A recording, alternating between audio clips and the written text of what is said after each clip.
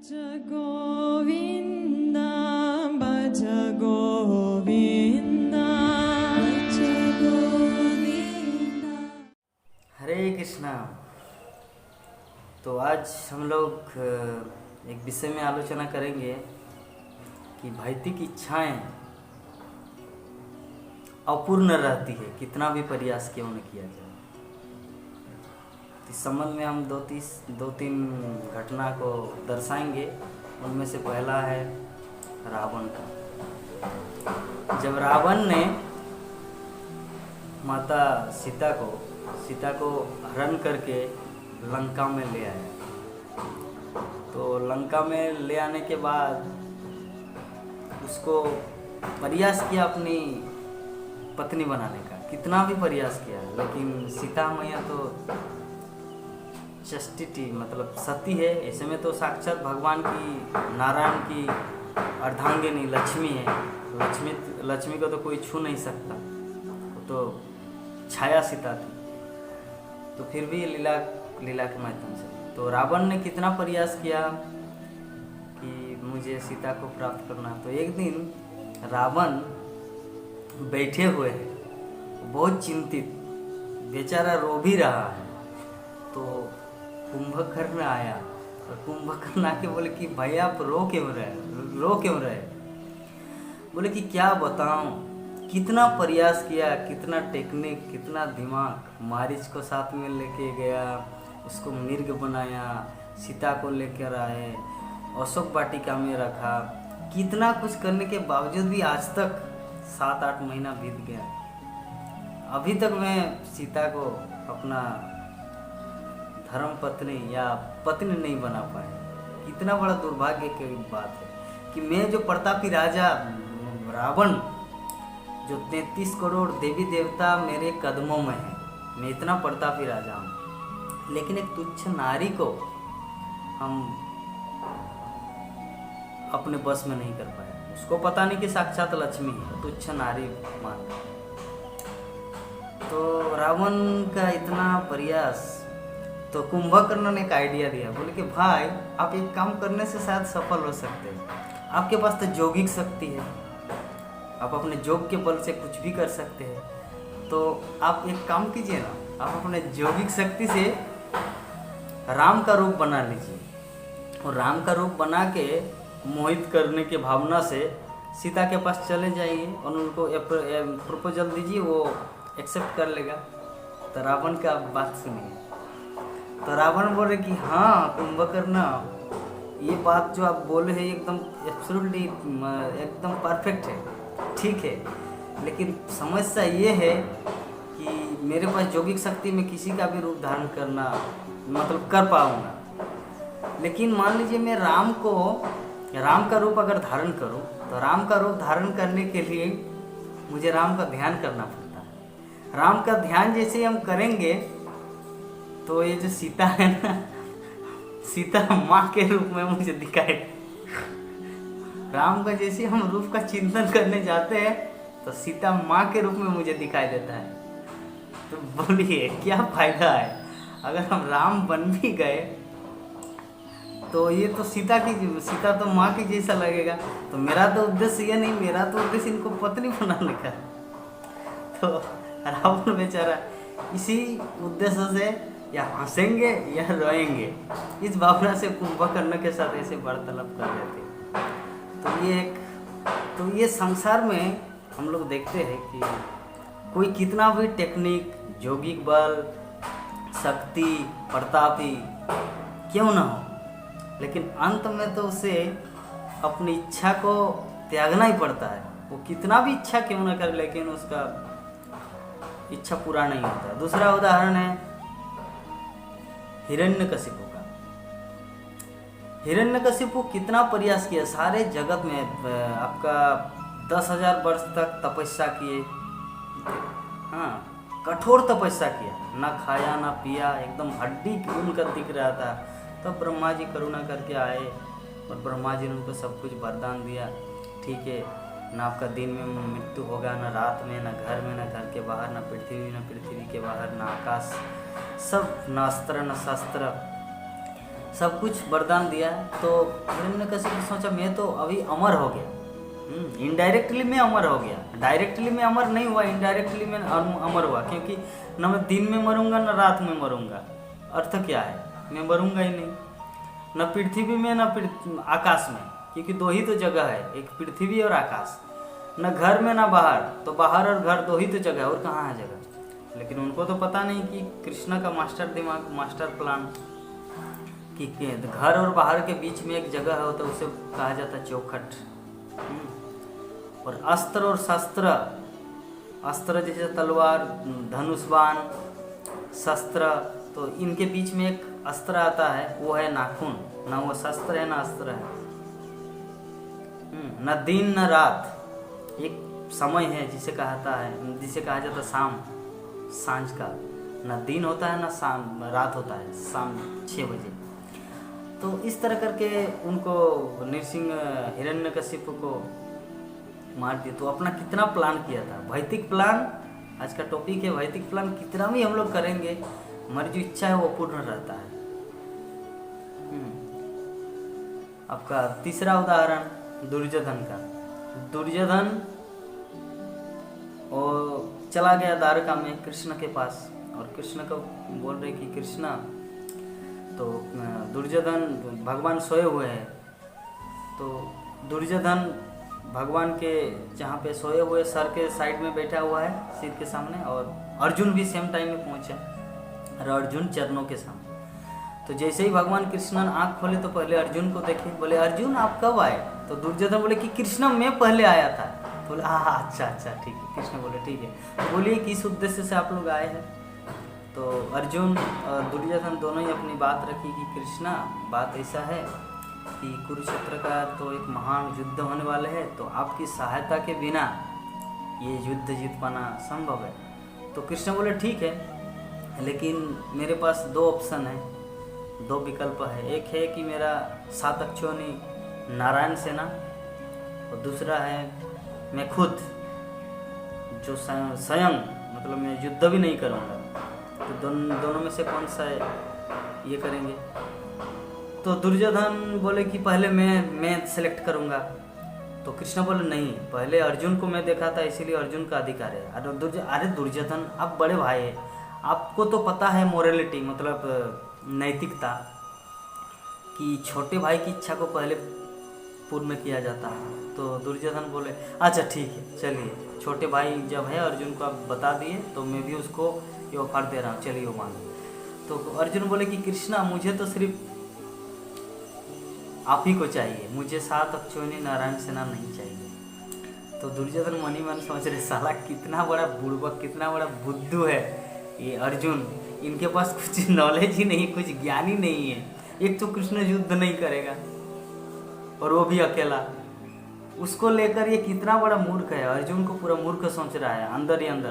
दुर्योधन बहुत ही खुद मतलब बहुत ही हंस रहे हैं, मुस्कुरा रहे हैं। मेरा तो युद्ध में जय लिखना पूरी तरह से कन्फर्म। तो दुर्योधन को 7 अक्षोणी सेना मिला। अंत में परिणाम क्या हुआ? अर्जुन जीता, दुर्योधन हारे। आपका चौथा उदाहरण है, जब शांतनु महाराज सत्यवती के पिता दासराज के पास गए, तो दासराज ने शर्त रखा कि देखिए मेरी पुत्री सत्यवती के साथ अगर आप विवाह करना चाहते हैं तो आपको मुझे वचन देना पड़ेगा। क्या? कि इनके गर्भ से जो संतान होगा वही राजा बनेगा। ठीक है।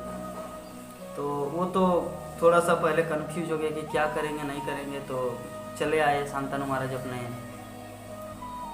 कुटिया में, मतलब वन में आखेट करने गए थे। तो वो लोग उस टाइम राजमहल में नहीं था, वन में ही कहीं पर चैम्बर बनाया हुआ था। तो वहाँ पर चले आए तो भीष्म पितामह उनका चेहरा को देख के पढ़ लिया कि कुछ तो गड़बड़ है।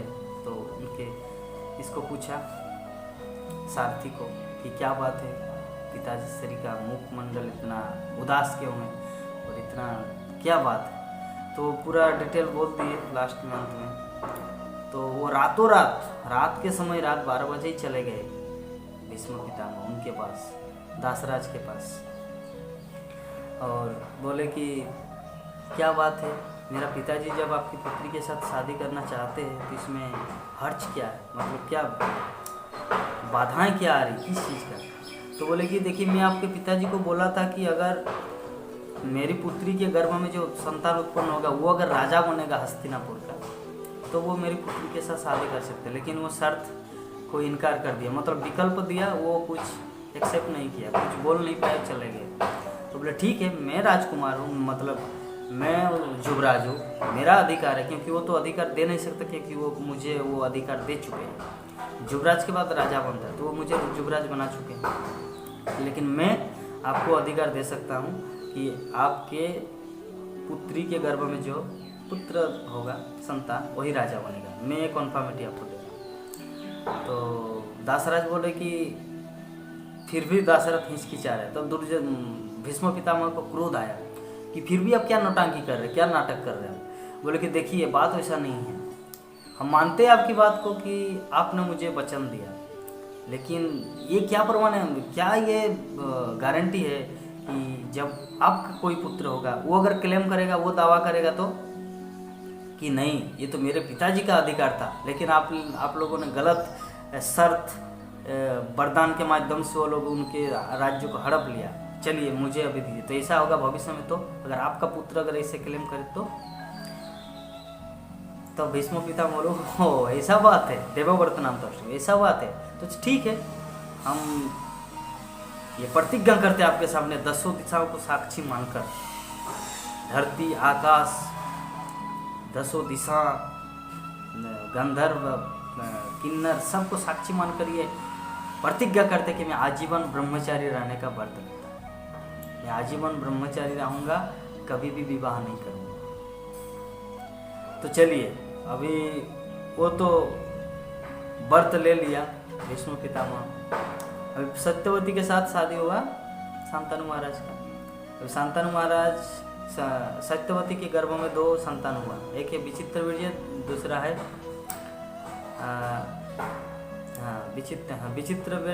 विचित्रवीर्य, और एक संतान है चित्रांगद, यस, चित्रांगद और विचित्रवीर्य। तो चित्रांगद का वन में आखेट में गए थे और यक्ष के साथ शायद युद्ध हुआ, जिसके कारण उसका मृत्यु हुआ। तो अभी एक बच्चा बचा हुआ है, एक पुत्र, वो है विचित्रवीर्य, वो भी कम आयु में। तो राज्य को तो संभालना है, क्योंकि शांतनु महाराज का देहांत हो गया पहले ही। तो अभी भीष्म पितामह है, विचित्रवीर्य है, सत्यवती है। तो विचित्रवीर्य अगर राजा बनेगा तो राजा बनने के लिए रानी जरूरत पड़ता है। जब तक रानी नहीं रहेगी तब तक राजा कोई बन नहीं सकता, ये नियम है राजतंत्र का। तो अभी कैसे किया जाए? तो भीष्म पितामह क्या किया, चला गया काशी। काशी राज की 3 कन्याएं थी, अम्बा, अम्बालिका और अंबिका। तीनों को लेकर आए। तो अम्बा तो चली गई, वो एक्सेप्ट नहीं किए वो प्रपोजल को, क्योंकि वो जयद्रथ से प्रेम करते थे। और बाद में जयद्रथ भी इसको ठुकरा दिया, जिसके कारण अम्बा का जिंदगी आधा अधूरा रह गया। और अम्बा के कारण बोले कि भीष्म को बोला कि आप मुझसे शादी कर लो। तो हम भीष्म पितामह बोले कि नहीं, मैं तो आपसे शादी नहीं कर सकता, क्योंकि मैं आजीवन ब्रह्मचारी रहने का प्रतिज्ञा किया हूँ।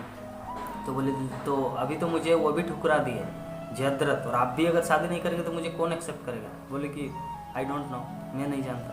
फिर परशुराम के साथ फाइटिंग हुआ भीष्म पितामह का। फाइटिंग होने के बाद अंत में भीष्म पितामह, एक्चुअली परशुराम उनके गुरुदेव है भीष्म का। तो अंत में तो परिणाम यही हुआ कि भीष्म शादी नहीं करेंगे, क्योंकि प्रतिज्ञा थी। तो अम्बा बोले कि ठीक है, आपके कारण मेरा जिंदगी बिगड़ गया, मतलब उजड़ गया है, लेकिन मैं आपके जीवन का मुख्य मृत्यु का कारण बनूंगा। ऐसे करके वो अगले जीवन में शिखंडी के रूप में आया, ना पुरुष ना स्त्री, शिखंडी के रूप में, और उसका मृत्यु हुआ। तो खैर जो टॉपिक था, तो चित्रांगद तो युद्ध क्षेत्र में मर गए, विचित्रवीर्य बचा है। तो अंबिका और अम्बालिका दोनों का शादी उनके साथ हुआ, विचित्रवीर्य के साथ। तो विचित्रवीर्य नाबालक की तरह कम आयु में ही, मतलब इतना काम वासना विषय भोग में लिप्त हो गया उन 2 रानियों के साथ, 2 कन्याओं के साथ, कि उनका रोग हो गया, जैसे आजकल हम टीबी रोग जिसे बोलते हैं, तो ऐसा ही एक रोग हो गया उनका। क्योंकि अत्यधिक शास्त्रों में कहा गया है कि कामोस्मि धर्मोस्मि सर्व कामोस्मि सर्वभूतेषु, मतलब भगवत गीता में जैसे एक श्लोक आता है जिसमें भगवान श्री कृष्ण अर्जुन को बोलते हैं कि धर्मा विरुद्ध कामेषु भरतर्षभ, मतलब ये जो काम है सेक्स डिजायर जिसे बोलते हैं, एक धर्म के विरुद्ध नहीं है अगर इसको सही यूटिलाइज किया जाए तो। अगर इसे सही रूप में शास्त्रीय वैदिक निर्देश अनुसार अगर इसको उपयोग में लाया जाए तो ये जो काम है सेक्स यौन संग, ये विरुद्ध नहीं है, भगवान श्री कृष्ण अर्जुन को बताए। लेकिन जब इसका दुरुपयोग किया जाता है तो यही काम व्यक्ति के भौतिक बंधन का कारण बनता है। कामोस रजोगुण समुद्भव, कामोस क्रोधोस रजोगुण समुद्भव और आवृतम ज्ञान में थे न कामोस। तो इसमें अल्टीमेटली शास्त्र में वर्णन किया गया ये जो काम है सेक्स डिजायर है, अगर इसको सही तरीके से वैदिक रीति अनुसार अगर इसे यूटिलाइज किया जाए तो व्यक्ति को मोक्ष का द्वार दे सकता है, क्योंकि काम के माध्यम से पुत्र उत्पन्न होगा और उसी पुत्र उसको पुत नामक नरक से बचाएगा अपने पिता को, और वो भगवत धाम को जा सकता है। तो एक दृष्टिकोण से बहुत सही है क्योंकि पुत्र उत्पन्न करने के लिए। लेकिन जब इसे अनुपयोगी दूसरे ढंग से किया जाता है अपने सेंस ग्रेटिफिकेशन इंद्रिय तृप्ति, तो मृत्यु का कारण बनता है और हमारा भौतिक बंधन का कारण। तो यही विचित्र बीर्ज के साथ कोई गाइडलाइन नहीं था, क्योंकि राजा है ना, राजा को कौन बोलेगा। तो विचित्र बीर्ज राजा बन गए और वो भी मतलब अनुभव नहीं है इस सब चीज़ का, उतना ज्ञान नहीं था, अन टाइम में राजा बन गया, ठीक है फर्स्ट चीज़।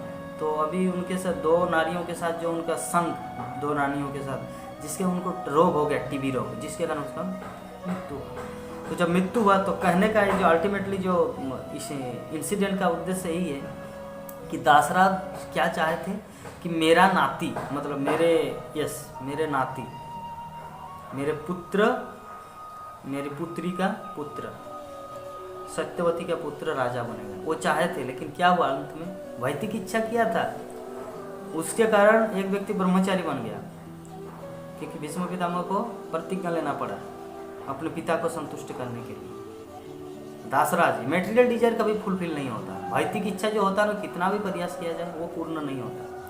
तो अभी विचित्र बीर्ज का मृत्यु हुआ तो अभी कौन राजा बनेगा? पहले तो चित्रांगद का मृत्यु हुआ कहाँ पर, युद्ध क्षेत्र में, अभी ये रोग के कारण मृत्यु हुआ।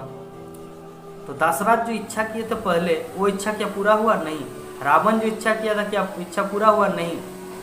दुर्योधन जो इच्छा किए थे क्या इच्छा पूरा हुआ? नहीं। हिरण्यकशिपु को इच्छा किए थे, इच्छा क्या पूरा हुआ? नहीं। हाँ, तो इस तरह हम लोग देखते हैं संसार में कोई कितना भी भौतिक इच्छा जो होता है हमारा, ये कभी पूरा नहीं होगा, कभी भी नहीं, क्योंकि अपूर्ण जगत है, कुंठा का जगत है। इस जगत का नाम है कुंठा और एक जगत का नाम है वैकुंठ। तो कुंठा मतलब चिंता, चिंता मतलब हमारी कुछ इच्छाएं होती है वो पूरा नहीं होता, दैट इज कॉल्ड चिंता। तो ये भौतिक जगत में चिंता रहेगा सबके जीवन में कुछ न कुछ ऐसी इच्छा है और वो इच्छा पूरा नहीं होगा। और ये चीज़ तो इसके जो नेक्स्ट लेवल है, नेक्स्ट लेवल को कहा जाता है भक्ति। तो भक्ति कहाँ से शुरू होता है? जब हमारी ये जो इच्छा है, अपनी भौतिक इच्छा को त्याग जब होता है, भौतिक इच्छा का जब त्याग होता है, फिर अन्नाभिलाषिता शून्यम ज्ञान कर्मा अनावृतम। हमारी अन्य अभिलाषा, जितने सारे अभिलाषाएं हैं, अगर हम लोग कृष्णा की इच्छा को पूरा करने के लिए अपने आप को समर्पण कर देते हैं गुरु महाराज के निर्देशन अनुसार, अन्नाभिलाषिता शून्यम ज्ञान कर्मान अनावृतम अनुकूल्य ने कृष्णानुशीलनम भक्ति उत्तम। अनुकूल रूप से कृष्ण अनुशीलन में जो सहायक हो उस चीज को स्वीकार करना, यही है भक्ति उत्तम, यही है शुद्ध भक्ति। तो भक्ति शुरू होती है तब जब हमारी भौतिक इच्छाएं दूर होती है। भौतिक इच्छाएं जब तक दूर नहीं होती, भक्ति का हम लोग पदार्पण, भक्ति जगत में अभी तक पदार्पण किए नहीं। लेकिन खैर तुरंत तो शुद्ध भक्ति का स्टेज, शुद्ध भक्ति को प्राप्त करना संभव नहीं है, gradually process step by step होता है।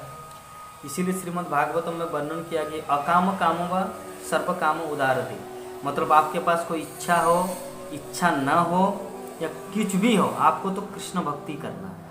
हाँ, आपका मान लीजिए कुछ इच्छा है, नहीं मुझे तो एक बहुत बड़ा घर बनाना है, मुझे एक बहुत बड़े कंपनी का चेयरमैन बनना है, मुझे सुंदर स्त्री चाहिए, मुझे सुंदर पति चाहिए, मुझे सुंदर संतान चाहिए। वैदिक इच्छा भी रहे फिर भी कृष्ण बोलते हैं, या फिर भी श्रीमद् भागवतम संस्तुति करते हैं कि श्रीमद् भागवतम भक्ति का मूर्तिमान स्वरूप ग्रंथ है। तो श्रीमद् भागवतम बोलते हैं आपको भक्ति में ही रहना है, किसी भी अवस्था में भक्ति को छोड़ना नहीं है। अकाम सर्व कामो, अकाम कामो व सर्व कामो व उदारति, सब किसी भी स्थिति में आपको काम हो अकाम हो, इच्छा हो न इच्छा हो, आपको भक्ति करना है। तो खैर आज का टॉपिक का सार रही है कि हमारी जो भौतिक इच्छाएं होती है वो पूरा तो होगा नहीं, और पूरा मान लीजिए किसी का होगा तो बाद में पश्चाताप का सामना करना पड़ता है। इस संबंध में श्रील प्रभुपाद तात्पर्य में लिखे हैं ध्रुव महाराज के चरित्र में श्रीमद् भागवतम का 4th स्कंद में कि ध्रुव महाराज जब तपस्या करने के लिए चले गए वन, जब उत्तानपाद की गोद में ध्रुव महाराज बैठे हुए थे, तो उत्तानपाद की जो सेकंड वाइफ सुरुचि, तो सुरुचि ने ध्रुव महाराज को उत्तानपाद के गोद से धकेल दिया और नीचे जमीन पे गिर गया वो। तो ध्रुव महाराज का क्रोध, क्योंकि क्षत्रिय है ना, क्षत्रियों का स्वभाव होता है क्रोध, क्योंकि वो तो अपमान को सहन नहीं कर पाता, अपना जान दे देंगे लेकिन अपमान को सहन नहीं कर पाते, दैट इज कॉल्ड क्षत्रिय। तो वो सहन नहीं कर पाया उस चीज़ को, तो अपनी माँ के पास चली गई। फिर चले जाने के बाद उनकी माँ ने उसको पद प्रदर्शन किए कि चलिए आपको अगर सच में उस राजगद्दी को चाहिए, उससे भी बड़ा राजगद्दी, तो आपको तो एकमात्र भगवान विष्णु ही दिला सकते हैं। और विष्णु कहाँ मिलेगा? वो ऋषि मुनि लोग तो भगवान को प्राप्त करने के लिए वन ही चले जाते थे। तो आपका भी शायद अगर आपको सच में चाहिए तो आपको वही जाना पड़ेगा। तब ध्रुव महाराज अपनी माँ को अपना प्रथम पथ प्रदर्शक गुरु मानकर वन में चले गए। चले जाने के बाद भगवान विष्णु को प्राप्त किया। तो भगवान कृष्ण को जो प्राप्त किए तो बोले, ध्रुव महाराज बोले कि प्रभु अब मैं तृप्त हो गया, मैं कितना बड़ा मूर्ख था कि मुझे तो अनमोल हीरा मिल गया। मैं कांच के टुकड़े को पाने के लिए तपस्या किया था और कांच के टुकड़े के बदले मुझे अनमोल हीरा मिल गया, तो मुझे और कांच का टुकड़ा नहीं चाहिए। तो भगवान विष्णु है वो अनमोल हीरा और कांच का टुकड़ा है वो राजगद्दी। तो ध्रुव महाराज बोले कि प्रभु मैं तो कांच के टुकड़ा की इच्छा से आपकी भक्ति शुरू किए थे, लेकिन मुझे तो आपका अनमोल रतन हीरा मिल गया, मुझे आपका दर्शन हुआ, आपकी भक्ति मिला, मुझे और कुछ नहीं चाहिए। तो भगवान श्री कृष्ण बोले कि नहीं ध्रुव, अगर हम आपकी इच्छा को पूरी नहीं करेंगे तो दुनिया वाले आगे फ्यूचर जनरेशन मुझे ये करेंगे कि वो कृष्ण की भक्ति करने से कृष्ण देता नहीं कुछ। सच में चलिए कृष्ण भक्ति न करके देवताओं की भक्ति करेंगे, दुर्गा देवी की भक्ति करेंगे तो दुर्गा देवी मुझे सुंदर पत्नी देंगे, शिव का भक्ति करेंगे तो सुंदर पति देंगे, लक्ष्मी की भक्ति करेंगे तो धन देंगे। चलिए कृष्ण भक्ति नहीं करना क्योंकि कुछ कृष्ण नहीं देता। तो इसीलिए ध्रुव आप अपने धाम भक्ति किए हैं, आपको मेरा दर्शन प्राप्त होगा, आप मेरे धाम में आएंगे, कोई बात नहीं। लेकिन आपने जबकि भौतिक इच्छा किए थे, ये तो मेरा पहला ड्यूटी आपकी उस इच्छा को पूरा करना। इसलिए आपको 36,000 वर्ष तक इस भौतिक जगत में रह के राज्य करना। तो श्रील प्रभुपाद तात्पर्य में इस श्लोक के तात्पर्य में लिखते हैं कि भक्त को बहुत ही केयरफुल होना चाहिए, नहीं तो वो भगवान श्री कृष्ण का दर्शन होने के बावजूद भी उसके बाद भी हम लोग को इस जगत में रहना पड़ेगा। क्यों? भौतिक इच्छा के कारण, क्योंकि हम इच्छा किए थे और भगवान तो पूरा करेगा ही, आप उसमें कोई ऑप्शन नहीं चलेगा। नहीं प्रभु मैं तो उस टाइम मूर्ख था, मुझे छोड़ दीजिए, नहीं मैं आपके गोलोक वृंदावन धाम जाना चाहता हूँ, मैं इस पुनः इस जगत में कलयुग में जन्म लेकर कितना कष्ट है, नेतागिरी लूट मार भारत सरकार इंडिया सरकार ये सब में नहीं कुछ चारा नहीं चलेगा। कितना भी बहाना करें, नहीं आप इच्छा किए थे आपको तो पूरा करना ही, पूरा तो होना ही। क्यों? क्योंकि आप कृष्ण भक्ति किए है और कृष्ण भक्ति का पद परम सत्य है, जो भी चाहेंगे वही मिलेगा। इसीलिए श्रील प्रभुपाद तात्पर्य में बहुत केयरफुल, वेरी केयरफुल। अगर आप सच में शुद्ध भक्ति चाहते हैं तो इस तरह का मन में किसी भी तरह का कोई तुच्छ वासना या भौतिक इच्छा नहीं है होना। तो पहला आज का टॉपिक क्या था कि भौतिक इच्छा कभी पूरा नहीं होता, लेकिन कृष्ण भक्ति के माध्यम से भौतिक इच्छा पूरा भी हो जाता है। लेकिन तो भक्ति, कृष्ण भक्ति के पद में अगर भौतिक इच्छा पूरा होता है तो कृष्ण का दर्शन कर लिया तो उस टाइम बोलेगा आह ये तो मुझे डायमंड मिला, हीरा, और मैं कांच का टुकड़े, डायमंड बोलेगा नहीं, अभी आप थोड़ा कांच के टुकड़े के साथ ही खेलो, उसके बाद मुझे प्राप्त करना। तब तो क्या फीलिंग होगा जरा सोचो, इस चीज़ को याद रखना। कोई व्यक्ति एक कांच का टुकड़ा के लिए प्रयास किया और किसी कारणवश उसे हीरा मिल गया, तो हीरा स्वयं मूर्तिमान स्वरूप बन के बोले कि नहीं, मैं तो आपको मिलूंगा, लेकिन पहले इस कांच के टुकड़े के साथ खेलो।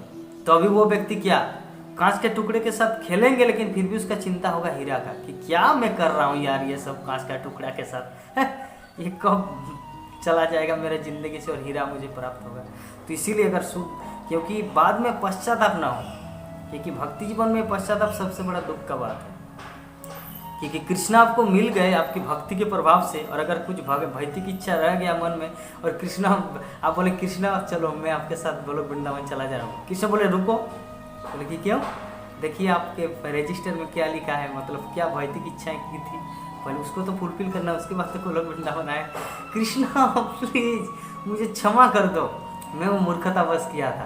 बोले आप मूर्खतावश किए, जो भी किया आप तो किए थे इच्छा, चलिए पहले उसको फुलफिल करो, उसके बाद मुझे प्राप्त करना। तो श्रील प्रभुपाद इसीलिए जोड़ करके बोले हैं कि भक्तों को केयरफुल होना चाहिए।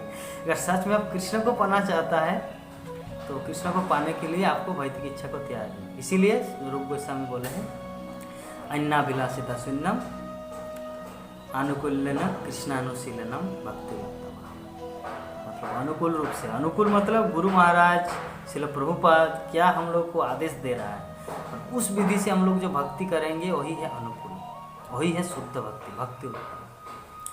ओके, हरे कृष्णा।